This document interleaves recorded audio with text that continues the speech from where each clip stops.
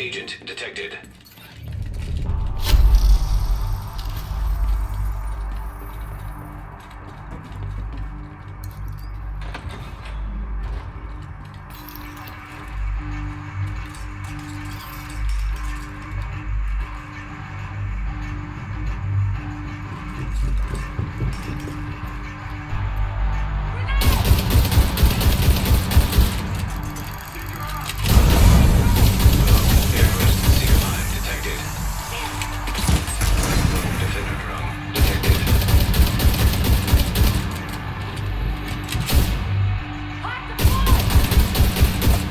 Stinger hive detected.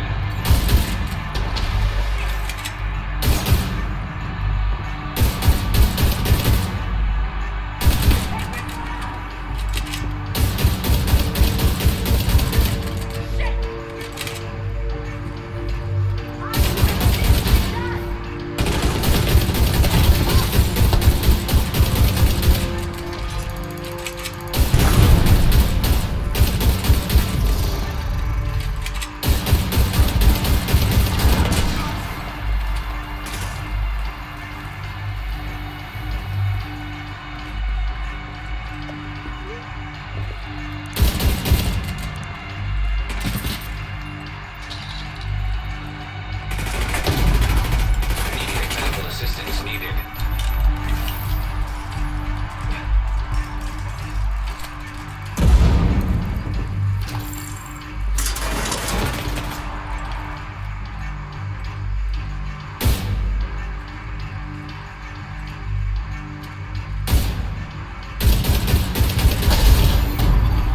Vital signs critical.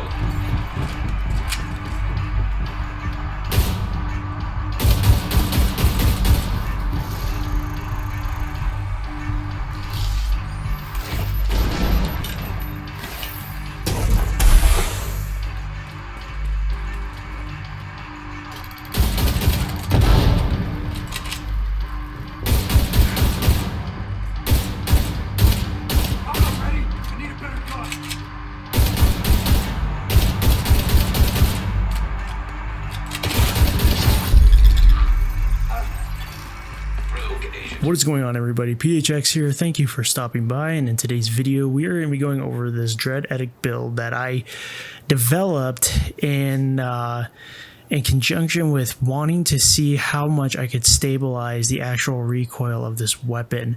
So normally I don't do this. I don't normally post build videos during a PTS because everything is subject to change, and that is the disclaimer on this, is that everything is subject to change. The Dread Edict could get completely overhauled. It could have new talents, it could have new everything, and they could possibly even fix the recoil on this. But the whole point of this build video was to show just how potent this build actually can be and just where it lies within a meta.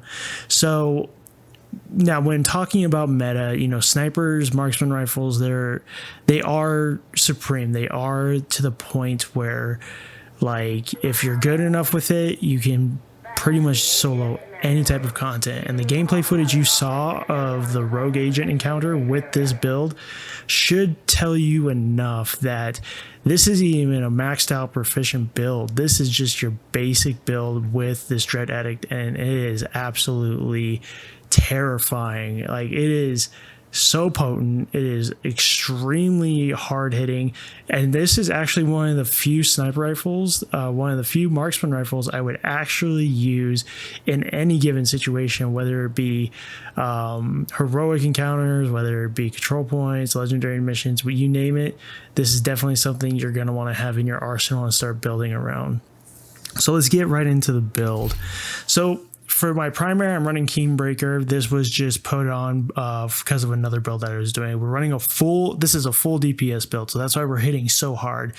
But the best thing about the Dread Edict is the fact that with its talent, shooting enemies build stacks to a cap of 20. Headshot grants 2 stacks. Each stack grants 2% weapon damage and 5% headshot damage on reload. Clear all stacks, and 5% of your max armor as temp armor for 10 seconds for each stack removed. Headshot kills with Dread Edict restore all bullets in the magazine. This does not count as a reload. So just this, as you saw, just how fast I was actually firing this weapon and being able to reload, I was constantly getting armor stacks. So it didn't matter if I had no armor at all. I was constantly getting that bonus armor, and it was refreshing every single time that I was using it, almost to the point of like a very slow firing assault rifle. I'm very, very impressed by this weapon. Like, this was a well-designed weapon, and this is actually pretty terrifying for anyone who is very good with a marksman rifle. So this is the primary build surrounding it, and then for the whole server, just running a 5.86 Magnum, nothing special there.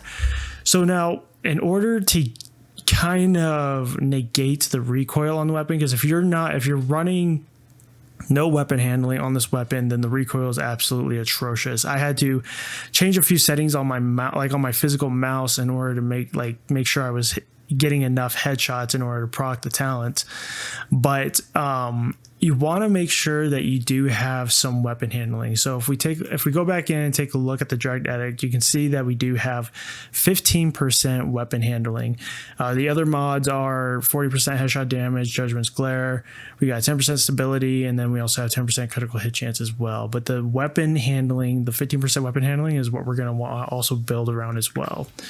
So with this, we're running a 2-piece striker, and with 2-piece striker, you are getting the 15% weapon handling itself. So right now it's 30%.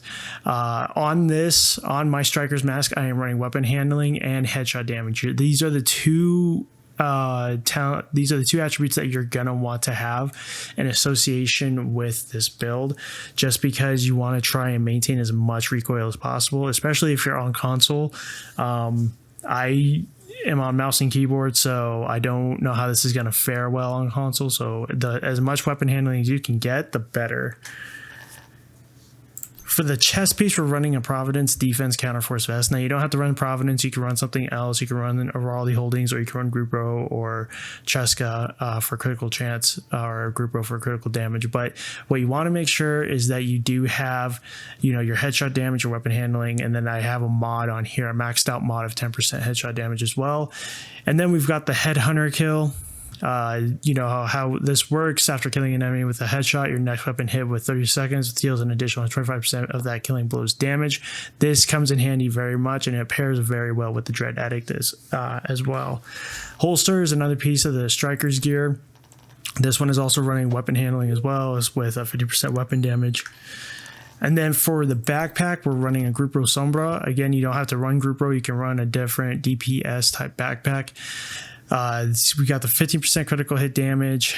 Don't even have a maxed out weapon damage, but we do have 10% headshot damage, weapon handling at 8%, and then a 10% headshot damage mod as well, maxed out.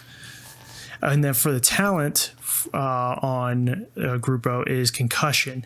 So headshots increase total weapon damage by 10% for 1.5 seconds, 5 seconds with marksman rifles. Headshot kills increase total weapon damage by 15% for 10 seconds. So the more headshots you do, the better you're going to get with concussion.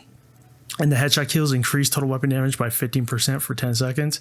I think I almost maxed out close to almost 10 mil with just using the Dread Edict, and it's not even a max proficient weapon. For the gloves, we're running our Araldi Holdings.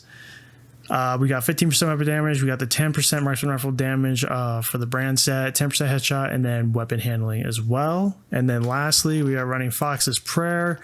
30% weapon damage to target out of cover, 8%, and 8.9% headshot damage. So we're not maxing out our weapon handling, but we are getting enough of the weapon handling to where we can actually control the Dread Edict. So, and then we got a shield and the Reviver Hive as well.